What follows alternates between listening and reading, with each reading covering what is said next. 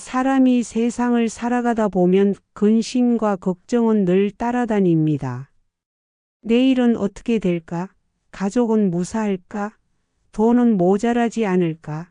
건강은 유지될까? 끝없이 이어지는 생각들이 우리 마음을 붙잡고 흔듭니다. 그러나 부처님께서는 이 마음의 움직임을 오래전부터 간파하시고 근심이 어떻게 생기며 어떻게 사라지는지를 분명히 말씀하셨습니다. 부처님은 근심의 뿌리를 집착이라 하셨습니다.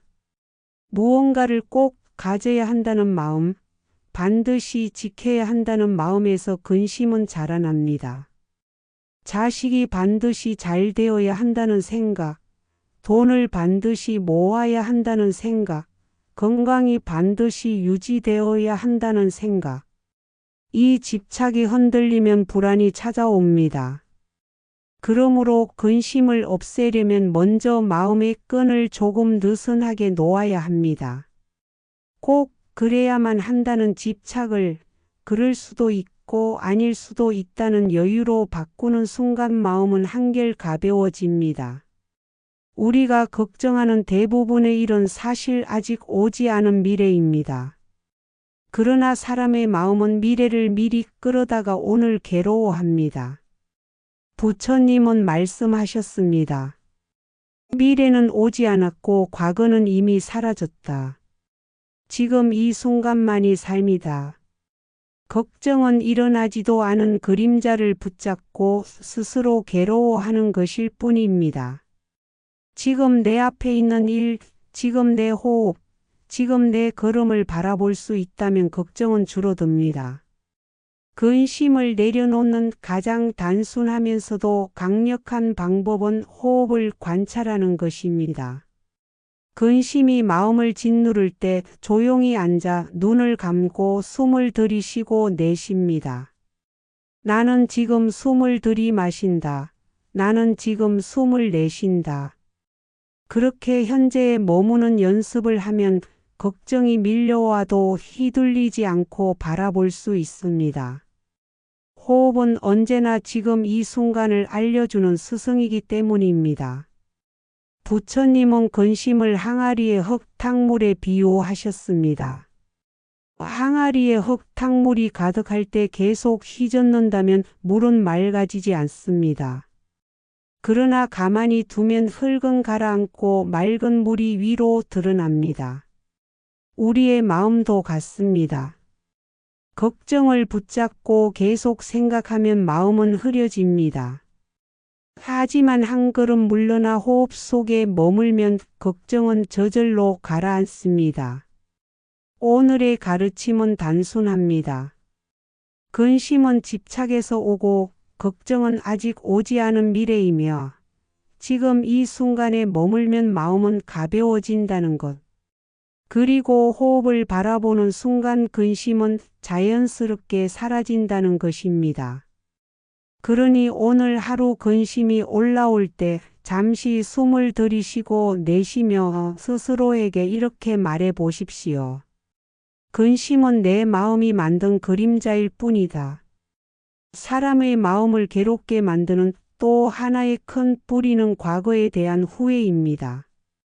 이미 지나간 일을 붙잡고 그때 그렇게 하지 말았어야 했는데 그 말을 하지 말았어야 했는데 하며 마음속에서 수없이 되뇌입니다. 하지만 아무리 붙잡아도 과거는 다시 오지 않고 이미 흘러간 강물은 되돌아오지 않습니다. 부처님께서는 말씀하셨습니다. 과거를 붙잡는 자는 물 위에 그린 그림자를 잡으려는 것과 같다. 우리가 과거를 붙잡고 괴로워하는 이유는 그때의 상황과 나의 선택을 바꾸고 싶기 때문입니다. 그러나 부처님은 그것이 어리석음임을 알려주셨습니다. 과거는 이미 조건이 모여 일어난 결과이고 그 조건은 지금의 내가 아무리 원해도 바꿀 수 없는 것입니다. 마치 이미 떨어진 비를 거두어들이려는 것과 같습니다. 후회는 결국 나를 가두는 족쇄가 됩니다. 과거의 한 장면에 매여 현재를 온전히 살지 못하게 만듭니다. 그때 내가 실패하지 않았더라면 지금은 다를 텐데라는 생각은 오늘을 놓치게 합니다. 그러나 부처님은 과거를 돌아보지 말라는 것이 아니라 과거를 교훈 삼아 지금을 바르게 살라는 뜻으로 말씀하셨습니다. 과거의 잘못은 오늘의 지혜가 될 수 있고 과거의 상처는 오늘의 자비가 될 수 있습니다. 부처님은 비유로 이렇게 말씀하셨습니다. 만약 누군가가 화살에 맞았는데 또다시 누가 쏜 화살인가? 무슨 나무로 만들었는가? 왜 나에게 쏘았는가 하며 따지느라 화살을 뽑지 않는다면 그 고통은 더 커질 것이다. 우리는 과거의 화살에 맞고도 그 화살을 뽑지 않고 괴로움만 키웁니다. 화살은 이미 맞았으니 뽑아내고 상처를 치료하는 것이 지혜로운 길입니다. 그렇다면 어떻게 해야 후회의 굴레에서 벗어날 수 있을까요? 첫째는 인정하는 것입니다. 그때 나는 그럴 수밖에 없었다. 그때의 내 지혜, 내 상황, 내 마음으로는 그것이 최선이었음을 받아들여야 합니다. 둘째는 용서하는 것입니다. 나 자신을 용서하고 나를 상처 준 사람을 용서하는 것입니다. 용서는 그 사람을 위한 것이 아니라 내 마음을 자유롭게 하기 위한 길입니다. 셋째는 새롭게 사는 것입니다. 과거는 이미 끝났고 오늘을 어떻게 살 것인가가 중요합니다. 후회로 괴로워하는 사람은 마치 이미 떠난 배를 붙잡고 부두에서 울고 있는 사람과 같습니다. 그 배는 다시 돌아오지 않습니다.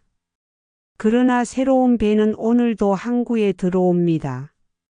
부처님께서 말씀하신 것처럼 지금 눈앞에 있는 이 삶, 이 순간에 마음을 두는 것이 근심을 놓는 길입니다.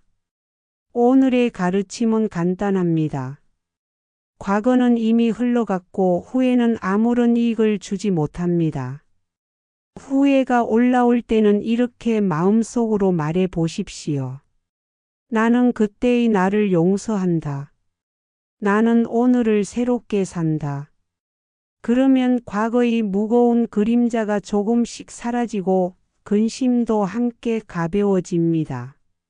사람의 마음을 붙잡는 가장 큰 괴로움 중 하나는 미래에 대한 불안입니다. 아직 오지 않은 일, 아직 일어나지도 않은 상황을 마음속에서 수없이 만들어내고 그 허상에 스스로 묶여 고통을 겪습니다. 내일은 어떻게 될까? 직장은 안전할까? 가족은 무사할까? 혹시 병에 걸리지는 않을까? 끝없이 이어지는 미래의 그림자들은 우리의 현재를 갉아먹습니다. 부처님께서는 미래에 집착하는 마음을 아직 오지 않은 불을 붙잡으려는 것이라 하셨습니다. 불이 아직 붙지 않았는데 그것이 탈까 두려워하는 것과 같다는 뜻입니다. 우리가 그토록 걱정하는 미래의 대부분은 결국 일어나지 않거나 일어나도 우리가 예상한 모습과는 전혀 다르게 나타납니다.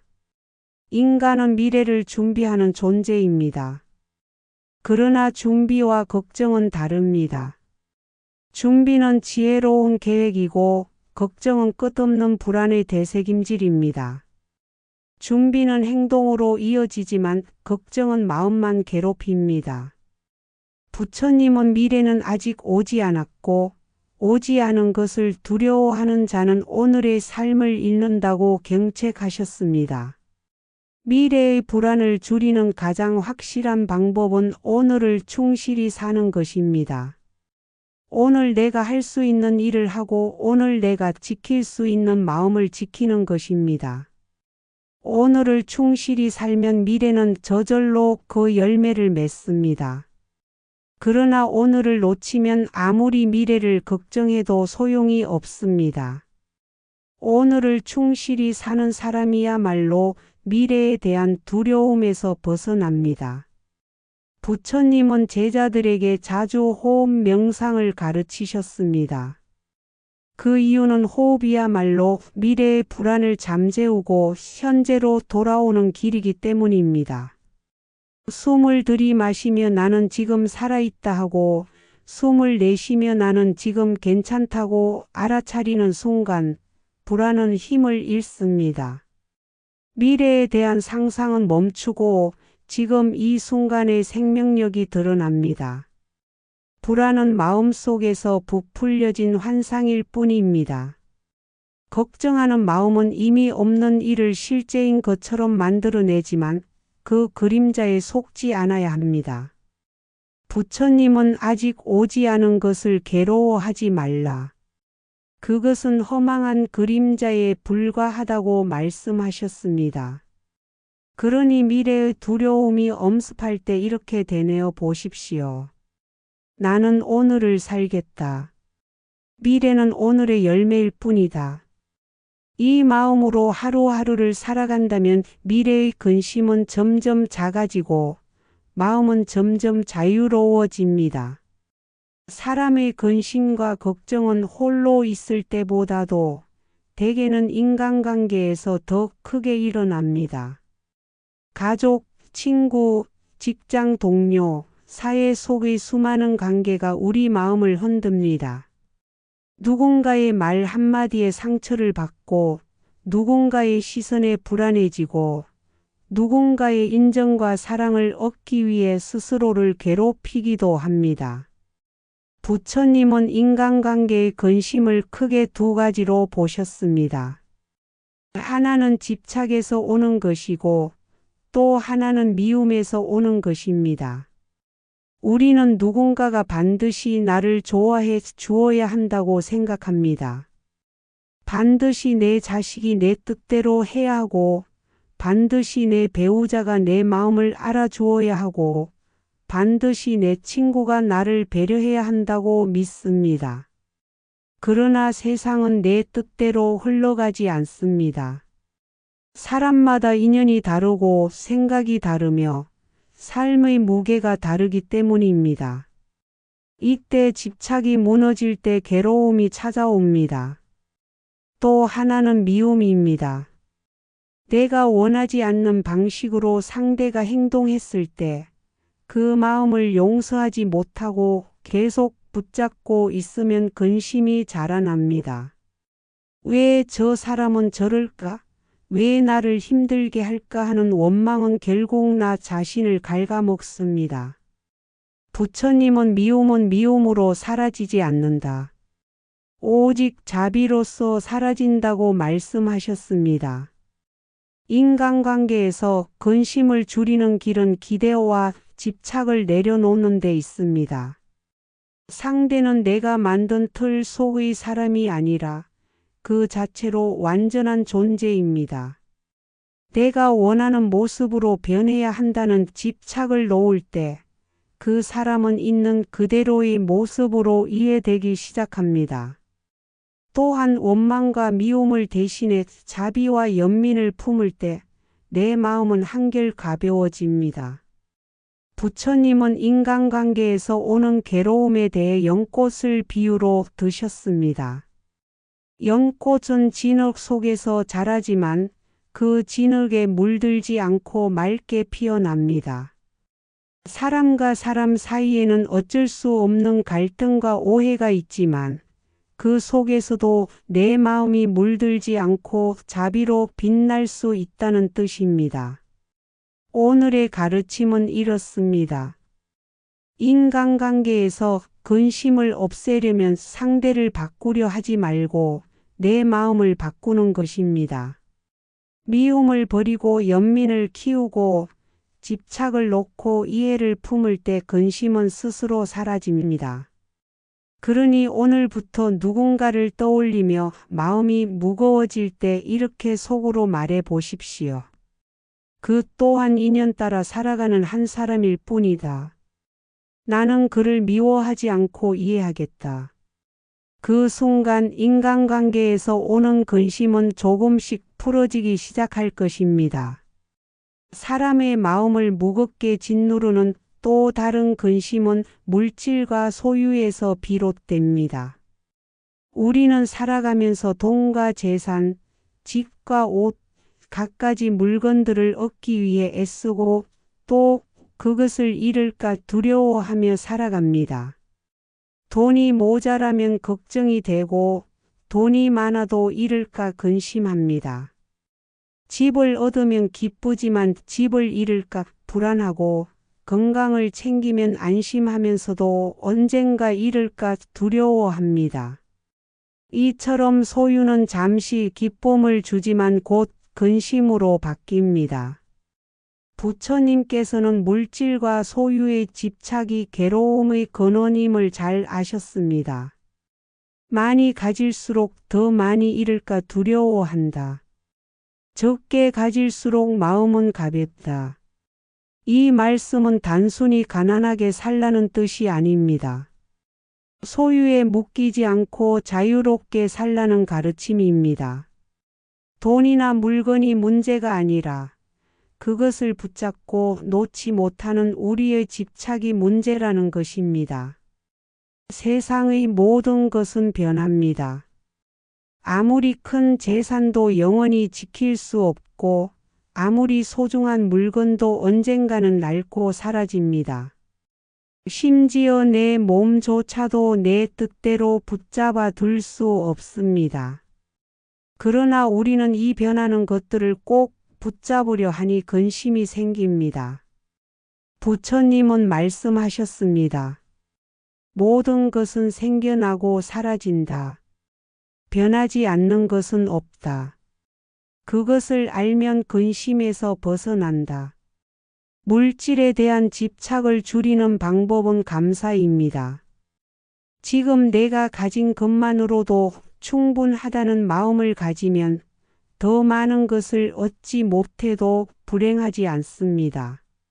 오늘 하루 따뜻한 밥 한 끼, 잠시 머물 수 있는 집 한 칸, 함께할 수 있는 가족 한 사람, 이 모든 것이 기적 같은 인연임을 깨달으면 근심은 줄어듭니다.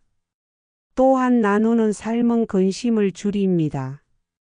내가 가진 것을 움켜쥘수록 마음은 불안하지만 조금이라도 나누면 마음은 가벼워집니다. 부처님께서는 보시, 즉 나눔의 실천을 근심을 없애는 길로 말씀하셨습니다.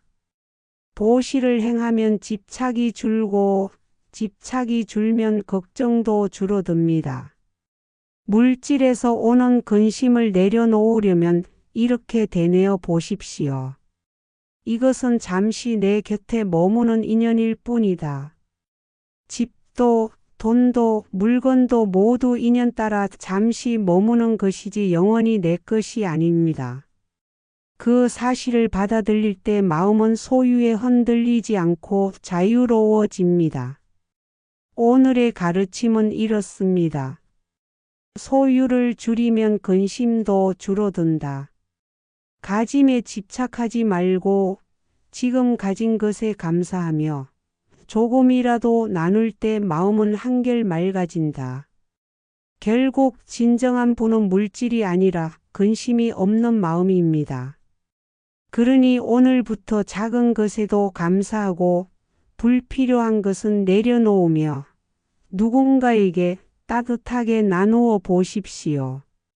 그 순간 물질에서 비롯된 근심은 조금씩 사라지고 삶은 가볍고 자유로워질 것입니다. 우리가 지금까지 함께한 여정은 근심과 걱정의 여러 얼굴을 살펴보며 부처님의 가르침으로 그 길을 비춰온 시간이었습니다. 첫째, 근심은 마음의 습관임을 알았습니다. 둘째, 과거에 대한 후회는 물 위에 그림자를 붙잡는 것과 같다는 것을 배웠습니다. 셋째, 미래에 대한 불안은 아직 오지 않은 불을 붙잡으려는 것과 같음을 들었습니다. 넷째, 인간관계 속의 집착과 미움이 근심을 키운다는 점을 살펴보았고, 다섯째, 물질과 소유에 대한 집착이 또 다른 근심의 뿌리임을 배웠습니다. 이제 마지막 6번째 시간에는 부처님의 근본 가르침을 통해 이 모든 근심을 어떻게 근원적으로 다스릴 수 있는지를 정리해 보고자 합니다. 부처님께서는 근심과 걱정의 뿌리를 무명, 즉 어리석음에서 찾으셨습니다. 우리는 세상이 영원히 변하지 않기를 바라지만 모든 것은 변합니다. 우리는 소유가 내 것이라고 믿지만 사실은 잠시 인연 따라 머무는 것일 뿐입니다. 우리는 사람과 관계가 내 뜻대로 흘러야 한다고 집착하지만 그것 또한 내 힘으로 어찌할 수 없는 조건들로 이루어져 있습니다. 이 진실을 보지 못하기 때문에 근심이 끊이지 않는 것입니다. 따라서 근심에서 벗어나는 첫 걸음은 바로 무상의 이치를 깨닫는 것입니다. 모든 것은 변합니다. 고통도 변하고 기쁨도 변합니다. 지금의 걱정 또한 언젠가는 지나갑니다.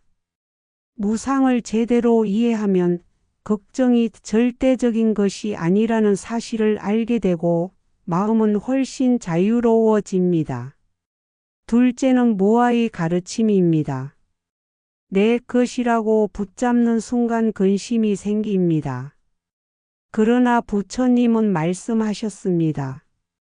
이 몸도 내 것이 아니요, 이 마음도 내 것이 아니며 오직 인연 따라 잠시 모였다 흩어질 뿐이다.